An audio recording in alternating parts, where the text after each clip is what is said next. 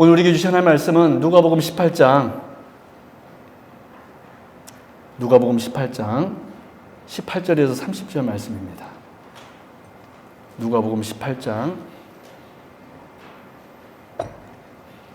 18절에서 30절 말씀까지 우리 같이 교도하도록 하겠습니다. 누가복음 18장 18절에서 30절 말씀까지 같이 교도하도록 하겠습니다. 제가 먼저 읽겠습니다. 어떤 관리가 물어 이르되 선한 선생님이여 내가 무엇을 하여야 영생을 얻으리이까?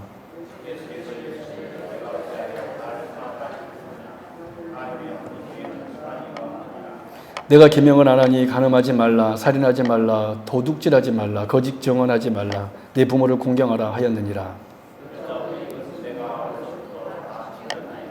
예수께서 이 말을 들으시고 이르시되 내게 아직도 한 가지 부족한 것이 있으니 내게 있는 것을 다 팔아 가난한 자들에게 나눠주라. 그리하면 하늘에서 내게 보화가 있으리라. 그리고 와서 나를 따르라 하시니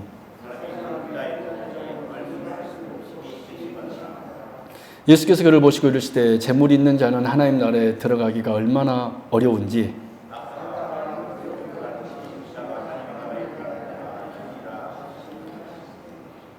듣는 자들이 이르되 그런즉 누가 구원을 얻을 수 있나이까?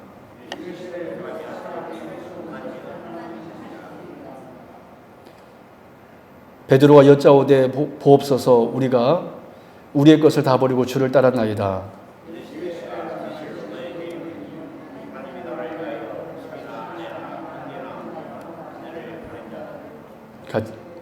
같이 읽겠습니다.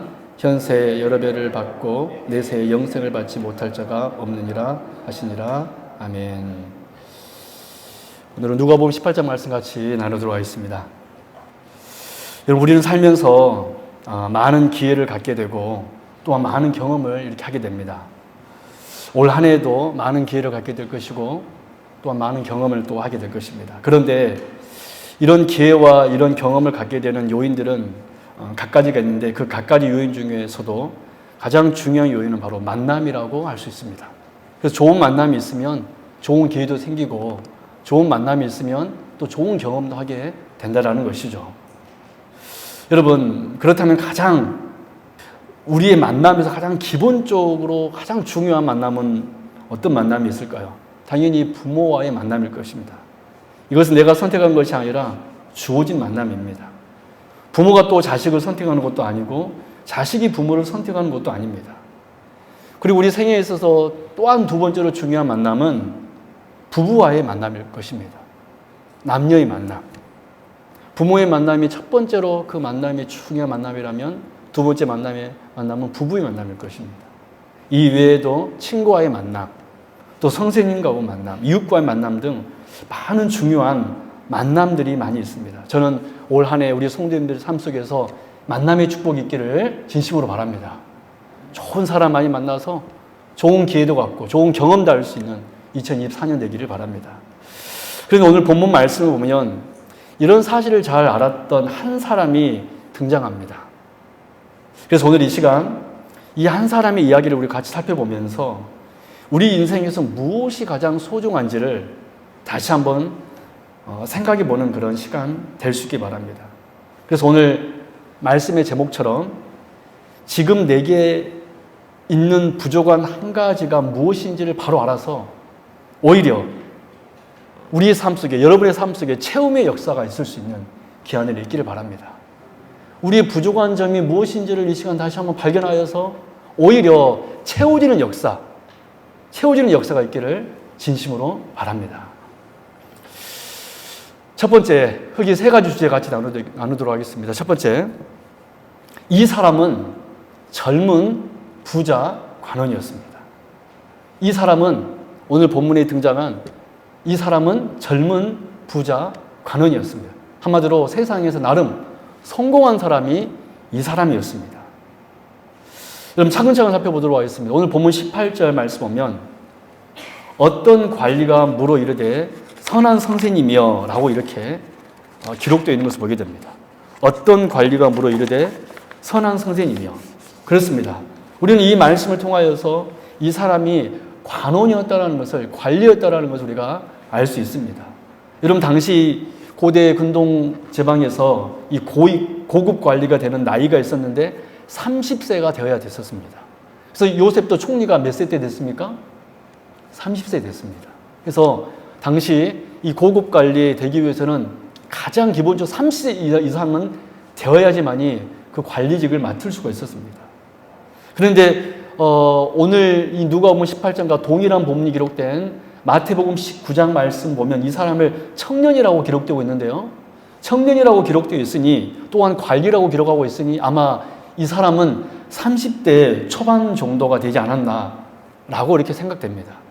마태복음 19장에서는 청년이라고 나오고 있거든요. 오늘 본문에서는 관리라고 표현하고 있고 관리가 30세부터 관리가 된다고 했을 때 아마 이 사람은 한 30대 초반 정도 나이가 되지 않았을까 이렇게 추측할 수 있습니다. 오늘날 같으면 고시 패스에서 행정고시 그런 패스에서 서기관 이상의 고위직을 가진 그런 사람이었을 것입니다. 그리고 이 사람은 부자였습니다. 오늘 보면 23절 이렇게 나와 있죠. 그 사람이 큰 부자이므로.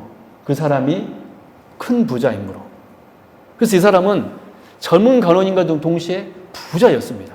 이 사람이 그냥 부자도 아니고 어떤 부자라고 그랬어요? 큰 부자. 큰 부자이므로. 세 번째 이 사람은 관원이었고 큰 부자였고 또 겸손하기까지 하였습니다. 야, 정말 멋진 사람이죠. 겸손하기까지 하였습니다. 마가복음 10장 17절 상반절 같이 읽을까요? 시작. 예수께서 길에 나가실새 한 사람이 달려와서 꿇어 앉아 묻자오되 선한 선생님이요. 여러분, 지금 우리 입장에서야 당연히 예수님 만나면 무릎 꿇고 경배하는 것은 당연한 일입니다. 당연히 그렇겠죠. 그러나 이때 당시 예수님은 예루살렘 출신도 아니라 나사렛 출신 사람입니다. 변방 지역에 갈릴리 북부 지역에 있는 나사렛 지방의 출신의 사람입니다. 나사렛 촌동네 한마디로. 그래서 사회적 신분이 아무것도 없는 분이 당시 예수님이셨습니다. 그런데 오히려 당시 사람들이 존경받을 만한 이 고위직, 이 큰 부자였던 이 젊은 사람이, 이 젊은 관리가 나사렛 출신 목수의 아들인 예수님께 나와서 무릎을 꿇고 엎드렸다라는 거예요. 얼마나 겸손한 사람입니까? 자기가 고위 관리직임에도 불구하고 예수님께 나와 무릎 꿇고 엎드렸다라는 거예요. 여러분, 세상에서요 정말 하기 어려운 것이 뭐냐면 겸손해지는 것입니다. 그래서 다른 사람은 겸손해지고 또 나는 교만해지고 싶은 것이 우리 인간의 또 본연의 습성인 것 같아요. 그런데 이 부자 젊은 관원은 겸손하기까지 하였습니다. 예수님께 나와서 꿇어 엎드렸습니다. 근데 더 놀라운 것은요, 이 사람은요, 자기가 가진 현실적인 성공과 부여를 넘어서 영혼을 사모할 줄 아는 사람이었습니다. 여러분, 마가복음 10장 17 하반절 계속 읽어볼까요? 시작.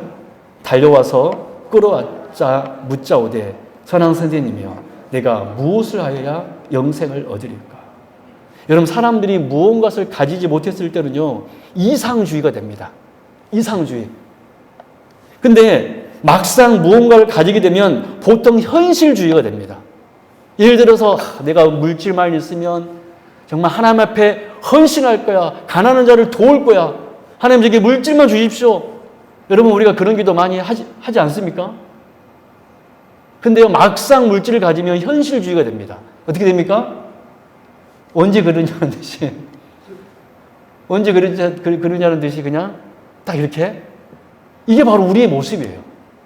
없을 때는 이상주의가 됐다가 막상 물질이 생기면 현실주의가 되는 것이 보통 사람들의 모습입니다.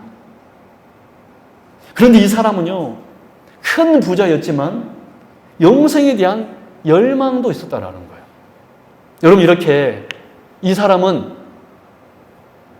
젊은 부자 간원으로 겸손하였고 또 영생에 대한 소망이 있는 그런 참으로 세상에서 성공한 사람이었고 어떻게 보면 꽤 괜찮은 사람이 바로 오늘 본문에 등장한 이 한 사람이었습니다. 이 한 사람. 저는 우리 성도들도 이 한 사람처럼 그냥 우리가 겉으로 봤을 때 이렇게 또 관리도 되고 우리 교회 성도님들이 또 부자도 되고 또 겸손하고 또 영생에 대한 갈망도 있는 그러한 성도님이 되기를 바랍니다. 두 번째로, 그런데 여러분, 이렇게 이 사람은 젊고 또 관원이었고 부자였고 또 보통 부자도 아니고 어떤 부자라고 기록하고 있습니까? 큰 부자였고 또 겸손했고 또 어땠습니까? 영생에 대한 갈망도 있었던 그런 참으로 꽤 괜찮은 사람이었는데 이 부자 젊은 관원에게도 부족한 것이 있었다라는 거예요. 한번 따라해볼까요? 이 부자 관원도 부족한 것 한 가지가 있었습니다. 여러분, 이 젊은 부자 관원은 예수님을 계속 지켜보면서 이분만은 선하신 분이요 참 잘못이 없으신 분임을 확신했을 것입니다. 그래서 자신이 무엇이 부족하며 또 자신이 놓치고 있는 것이 무엇인지 이 예수님께서 말씀해 줄 것을 기대했고 또 바랬습니다. 그래서 이 젊은 부자 관원은 예수님을 발견하자 무릎 꿇고 앉아서 선한 선생님이여 내가 무엇을 하여야 영생을 얻으리까라고 고민에 찬 질문을 던진 것입니다. 여러분, 주님께 던진 이 질문은, 이 부자 청년의 이 질문은 절대 수준 낮은 질문이 아니었습니다. 왜냐하면 여러분, 예수님의 제자들도요 먹을 것을 구했고 심지어 여러분 최후의 만찬 때 어떤 일이 있었는지 아세요? 내가 더 높은 자리에 앉을 거야. 자리 다툼하고 있었습니다. 예수님께서 이제 내일 십자가에 돌아가신지도 모르고 그들은 예수님이 예루살렘 성에 입성하자 여러분 백성들이 여러분 종려나무 가지를 들고 나와서 호산나 호산나 다윗의 자손이 우리를 구원하소서라고 찬양하니까 이 예수님의 제자들이 들떴습니다. 야, 우리 예수님이 왕이 되겠구나. 그러면 예수님이 왕이 되면 자신들은 뭐가 될 거라고 기대한 거예요? 고위 관리가 될 거라고 기대하면서 내가 더 높은 자리야, 내가 더 예수님의 측근이야 하면서 자리 다툼하고 있었습니다. 예수님의 제자도 3년 반 동안이나 예수님께 말씀을 듣고 기적을 직접 본 이들이 정말 사람들이 예수님에 대한 환호성이 넘치자 마치 자신들도 그런 사람이 된 것이냐 예수님이 기대요.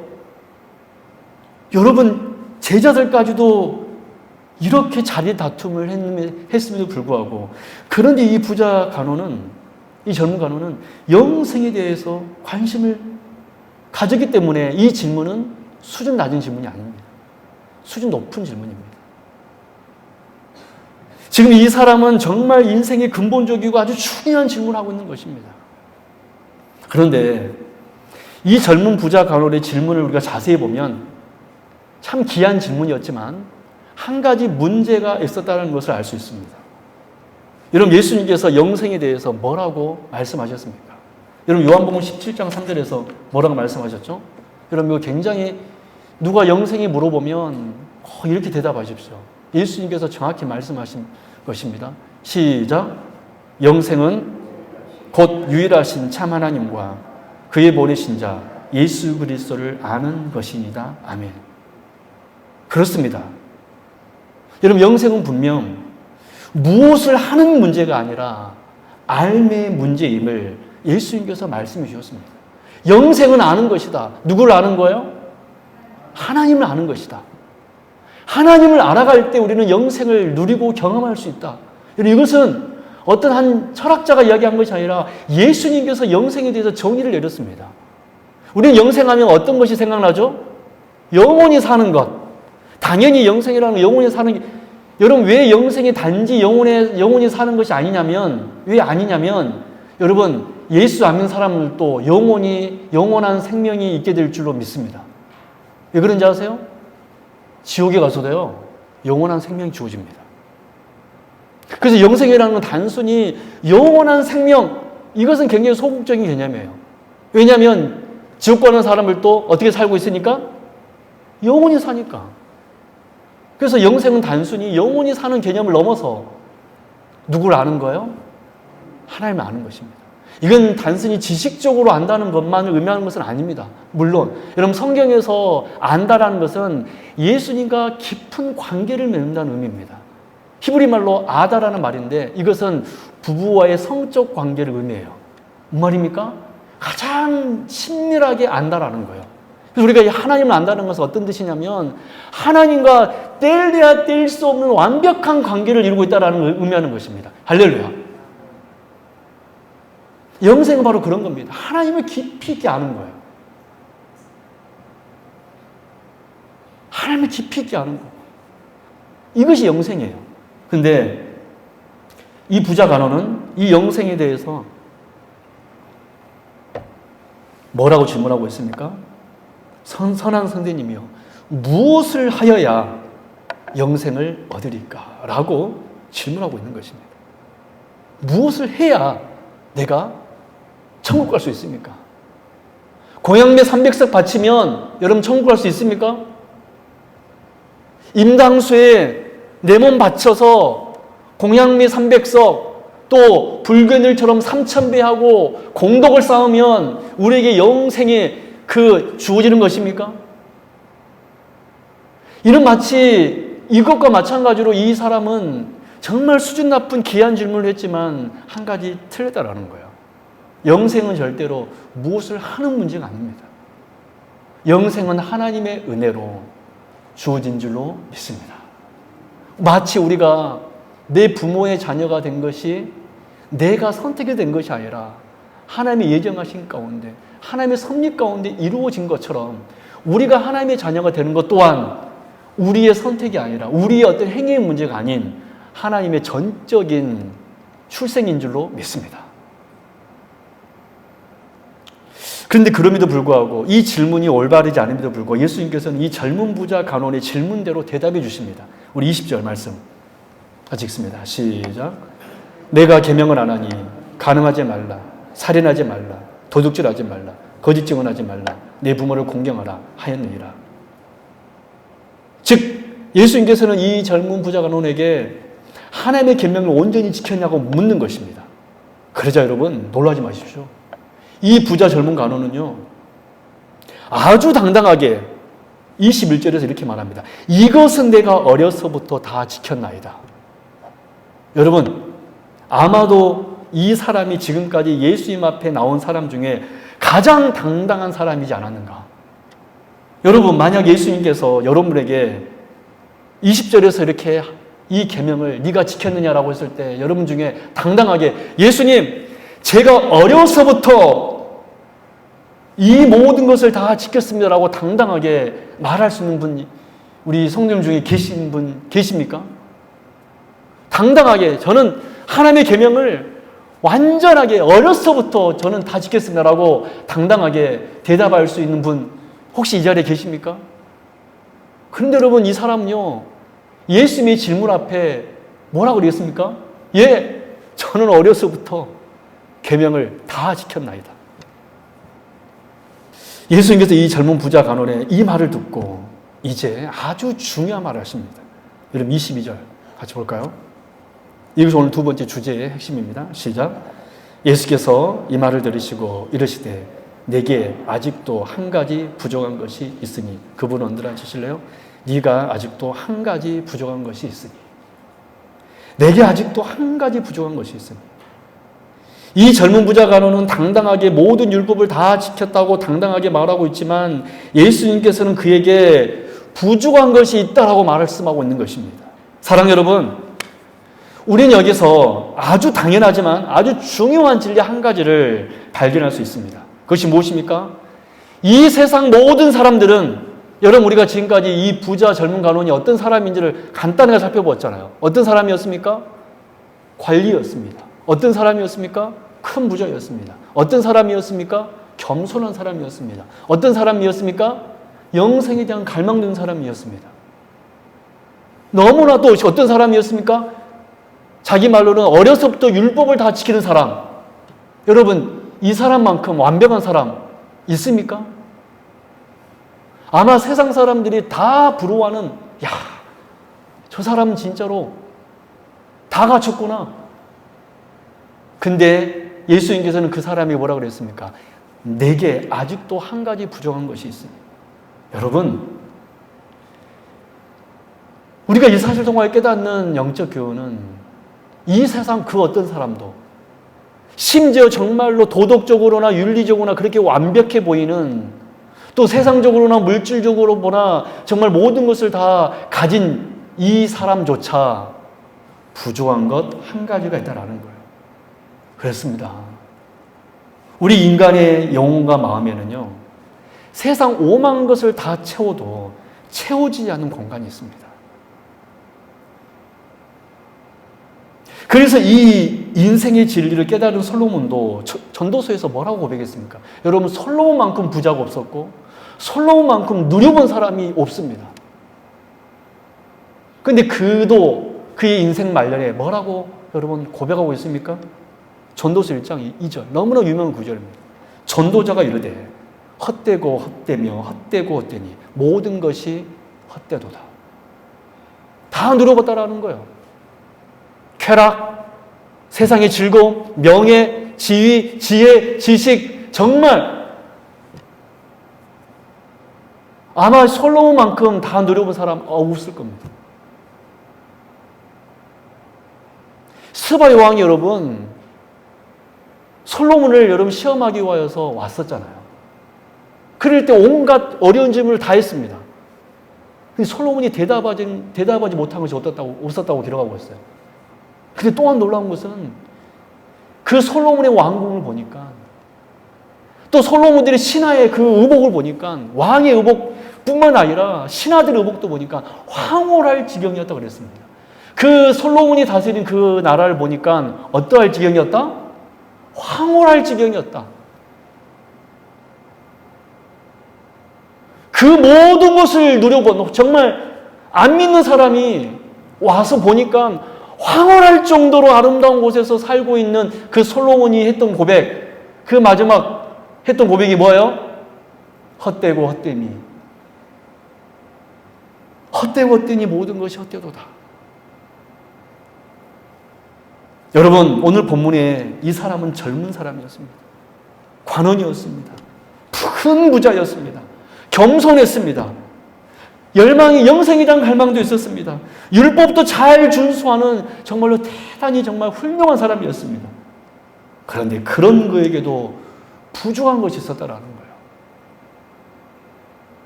여러분, 구원의 첫 번째 시작이 뭘까요? 나의 부족한 점을 아는 것입니다. 세상에서는요, 내 능력을 발휘하기 위해서는 내가 잘하는 것을 보여줘야 되잖아요. 그래요, 안 그래요? 어떻게 하면 나를 어필할까? 내 단점은 다 숨기고 내 장점만을 부각해서 정말 나를 고용해 주기를 원하는 것이 세상인데, 하나님 나라는 반대입니다. 하나님 나라는요, 내가 잘하는 것, 내 능력을 주장하는 나라가 아니라 나의 부족함을 고백하고 나의 부족함을 아는 나라인 줄로 믿습니다. 그 사람이 들어가는 나라가 하나님의 나라예요. 그래서 예수님께서는 영생에 대한 이 질문을 한 이 사람에게 뭐라 그랬습니까? 너에게 한 가지 부족한 것이 있으니. 그렇습니다. 두 번째, 이 사람은요, 부족한 것이 있는 사람이었습니다. 완벽해 보였지만 부족한 것이 있는 사람이었습니다. 그럼 이제 마지막 세 번째로, 그렇다면 이 사람이 부족한 것이 무엇이었을까요? 세 번째 주제입니다. 이 젊은 부자 간원에게는 예수님이 없었습니다. 이 젊은 부자 간원에게는 예수님이 없었습니다. 여러분, 예수님은 이 젊은 부자 간원이 정말 하나님의 말씀에 전심으로 순종하려고 노력할 뿐 아니라 정말 참된 진리를 사모하는 그 마음을 보고 귀하게 여겼습니다. 그래서 같은 사건이 기록된 마가복음 10장 21절 말씀 보니까 예수님께서 이 글을 보시고 사랑하사라고 기록하고 있습니다. 예수님께서는 이 사람을 사랑했다라고 기록하고 있습니다. 사랑했다는 것은 국률에 의했다라는 거예요. 이 사랑하는 이 부자 간원에게, 이 국률을 불쌍히 여긴 이 부자 간원에게 주님께서 가르쳐 준 이 사람에게 없는 부족한 건 한 가지가 여러분 무엇이었습니까? 22절 말씀 보십시오. 이것이 바로 이 사람에게 부족한 거 한 가지였습니다. 22절 같이 읽습니다. 시작.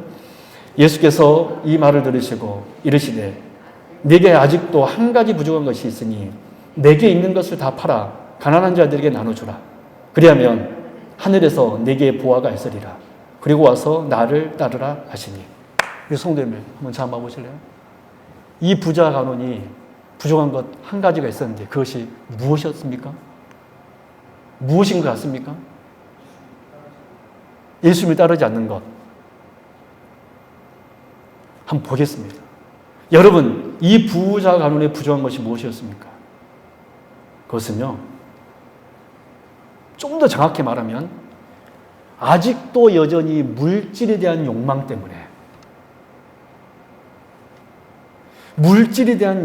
때문에 그의 마음속에는 예수님이 없었습니다. 놀랍게도 그는 바로 세상 사람들이 그렇게 갖고 싶어하는 물질, 그리고 이미 자신이 많이 가지고 있는 그 물질이 그 마음에 꽉 하고 자리 잡고 있었던 것입니다. 그래서 예수님께서는 지금 이 부자 간원의 마음속에 가장 강력하게 자리 잡고 있는 것이 바로 재물을 사랑하는 욕심임을 아시고 먼저 가난한 자에게 그 물질을 나눠주고 자신을 따르라고 한 것입니다. 여러분, 지금 예수님께서요, 이 말씀을 절대 오해하시면 안 됩니다. 그가 가지고 있는 물질을 빼앗고자 이 말씀을 한 것이 아닙니다. 오히려 그의 부족함을 채워주기 위하여, 할렐루야. 오히려 그의 부족함을 채워주기 위하여 그의 재물을 가난한 자에게 나눠주고 예수님을 따르라고 한 것입니다. 이 부자 간원에게 아직도 여전히 물질에 대한 집착을 보시고, 그런데 여러분, 이 젊은 부자 간원이요, 예수님이 이 말씀을 듣고 어떻게 했습니까? 23절 말씀 보십시오. 시작. 그 사람이 큰 부자이므로 이 말씀을 듣고 심히 근심하더라. 정말 애석하게 돼요. 이 젊은 부자 간원은 물질을 나누어주라는 주님의 말씀으로 인하여 슬픈 기색을 띠고 근심하며 가버리고 말았습니다. 여러분, 참으로 안타까운 사람입니다. 성경이 이후에 이 사람에 대해서 어떤 역사를 기록하고 있지 않기 때문에 우리는 알 수 없지만 한 가지 확실한 것은 이 사람은 예수의 말씀을 듣고 근심하며, 여러분, 이 누가복음 18장 다음에 19장이 나와요. 19장에 보면 누가 나오냐면 그 유명한 삭개오가 나옵니다. 여러분, 삭개오도요, 일생에 여러분 열망이 무엇이었습니까? 물질이었습니다. 내가 세리장으로서 내 동포들한테는 매국노란 소리 듣고 죄인이라는 소리 듣고 그러지만 내가 잘 먹고 잘 살자. 그래서 그의 일생의 일대의 목표는 부자였습니다. 근데 여러분, 이 삭개오가 예수를 만나자 어떻게 했습니까? 그는 오히려 주여, 제가 토색한 일이 있으면 몇 배로 갚겠나이다? 4배로 갚겠나이다. 여러분, 지금까지 토색했을 텐데 4배로 갚겠다는 말은 뭔 말입니까? 다 물질, 나는 이 물질이 이제 더 이상 중요하지 않습니다. 내게 가장 중요한 분은, 내게 가장 소중한 분은 누구라고 외친 것입니까?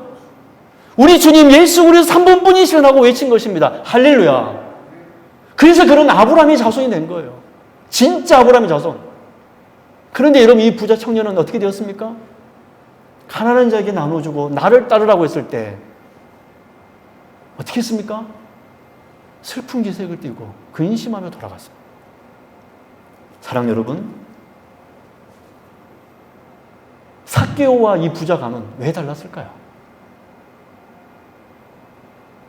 여러분, 혹 여러분의 마음속에는 이 젊은 부자 간원처럼 주님과 여러분 사이에 장애가 될 만한 것이 혹 없습니까? 단순히 물질만을 의미하는 것은 아닐 것입니다. 어떤 사람들은 자녀가 될 수 있고요. 어떤 사람은 가정이 될 수 있습니다. 어떤 사람은 내 꿈이 될 수 있고요. 어떤 사람은 내 명예가 또 될 수 있을 것입니다. 어떤 사람은 내 자존심도 될 수 있을 것입니다. 수많은 가지의 장애물이 있을 것입니다. 여러분, 이 젊은 부자 간원처럼 주님과 여러분 사이에 장애가 될 만한 것이 혹시 없습니까? 여러분의 마음속에는 정말 예수님으로 가득 차 있습니까? 삭개오가 그랬던 것처럼 너무나 좋아가지고 예수님 제가 토성한 일이 있으면 제가 4배나 갚겠나이다. 여러분, 삭개오는 마치 어린아이처럼 자신의 집에 온 예수님을 향하여서 너무 좋아하면서 기뻐하였던 참으로 정말 착한 사람이었습니다. 참으로 정말 복된 사람이었습니다. 예수님 한 분만으로 만족했던 사람, 그 사람이 여러분 삭개오였습니다. 여러분 마음속에는 정말 예수님으로 가득 차 있습니까? 그런데 문제는 우리가 주님을 사랑한다고 또 심지어 찬양하고 고백하고 있으면서도 정작 현실의 문제 앞에 서면 우리는 주님보다도 더 우선적으로 생각하는 그 무언가가 있다는 것입니다. 내가 먼저이고, 내 가정이 먼저이고, 내 사업이 먼저이고, 내 삶이 먼저이고, 내 꿈이 먼저이고. 여러분, 우리는 지금 예배드리고 있습니다. 가장 귀하다는 주님을 만나고 은혜 받기 위하여서 오늘 왔습니다. 그런데 과연 지금 여러분은 우리 주님에 대한 얼마만큼의 오늘 지금 갈망이 있습니까?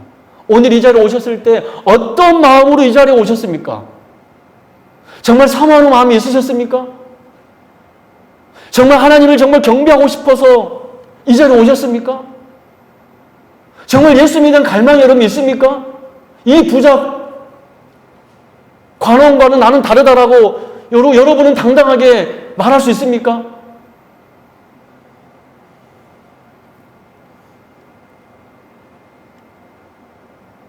우리는 가장 귀하다는 주님을 만나고 은혜 받기 위해서 왔습니다. 그런데 과연 지금 우리 주님에 대한 얼마만큼의 갈망이 있나요?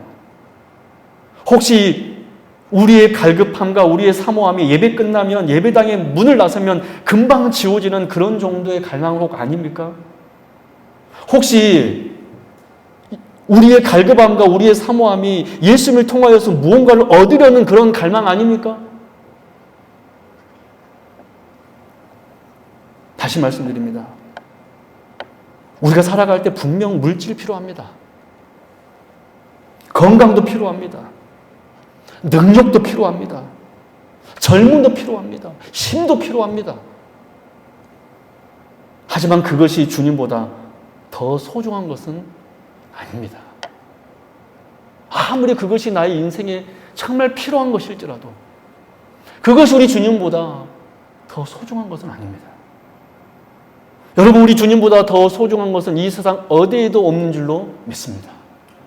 저는 우리 성도님들이 그렇게 고백했으면 좋겠어요. 저는 주님보다 어떤 것이 소중한 것이 없습니다. 그러므로 우리 마음에 복된 예수님으로 여러분이 가득 채워진다면 우리는 가장 복된 사람, 정말로 삭개오같이 어린아이같이 정말 뛰고 기뻐했던 그 삭개오처럼. 여러분, 삭개오 뜻이 뭔지 아세요? 이 부자 간호는 이름이 없잖아요. 삭개오는 이름이 있습니다. 삭개오, 그 뜻이 뭔지 아세요? 여러분, 놀라지 마십시오. 그렇게 죄인이라고 손가락질 받았던 그 삭개오의 이름의 뜻은 순결한 자라는 뜻이 있습니다. 그래서 예수님께서는 삭개오 이름을 불러주었어요. 삭개오야, 내려와라. 순결한 사람아, 내려와라. 여러분, 어떤 사람이 순결한 사람일까요? 예수님 앞에. 여러분, 어떤 사람이 예수님 앞에 순결한 사람일까요? 예수님에 대한 열망, 예수님을 만나고 싶어하는 그 열망, 그리고 예수님 만남으로 인하여서 예수님을 최고라고 고백하는 그 열망, 그 사람만이 순결한 사람이 된 줄로 믿습니다. 우리 사랑하는 성도 여러분, 우리 성도님들이 삭개오가 됐으면 좋겠어요. 이 이름 없는 부자 젊은 간원이 아니라 정말 세상에서는 정말 남부러울 거 없는 그런 대단한 사람이었지만 그 사람은 이름 없는 사람이 되어버렸지만 세상에서 맨날 손가락질 받는 그 삭개오, 그 사람은 이름 있는 사람이 되었습니다. 할렐루야. 여러분 어떤 사람이 되기를 원하십니까? 세상 사람들 여러분을 존경하고 인정해주고 그런 사람 되기를 원하십니까? 근데 주님은 이름 없는 그런 사람이 되기를 원하십니까? 아니면 내가 지금까지는 세상에서 손가락질 받은 사람이었지만 주님 만남으로 이름 있는 삭개오가 되기를 원하십니까? 여러분 오늘 말씀 정말 하나님께서 여러분들에게 주신 말씀으로 받으시고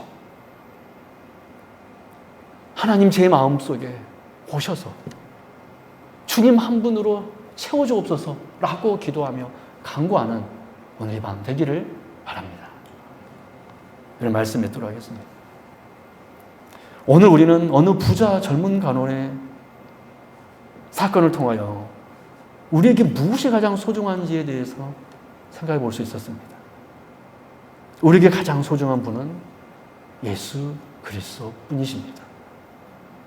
그러므로 세상 모든 것을 다 가졌어도 예수님 없는 사람은 아무것도 없는 사람입니다. 그러나 반대로 세상에 좋은 것 하나도 없어도 예수님을 소유한 사람이라면, 예수님을 사랑하는 사람이라면, 예수님을 만나고 싶어서 갈망하는 사람이라면, 주님의 말씀에 흥분하고 정말 은혜 받는 사람이라면 그 사람은 모든 것을 가진 사람입니다. 사랑 여러분, 주님을 따르는 일에 장애가 되는 것이 있습니까? 여러분이 오늘 말씀을 진정 주님의 말씀으로 받으셨다면 주님은 오늘 말씀을 통하여 여러분에게 분명 말씀해 주셨을 것입니다. 바라기는 여러분에게 있는 그 부족한 한 가지를 해결받음으로 찾아서 영원한 삶을 누리고 더욱 삭개오가 그랬던 것처럼 진짜 풍요를 누리는 그는 귀한 삶 될 수 있기를, 귀한 여러분 될 수 있기를 주님 이름으로 축원합니다. 기도하겠습니다.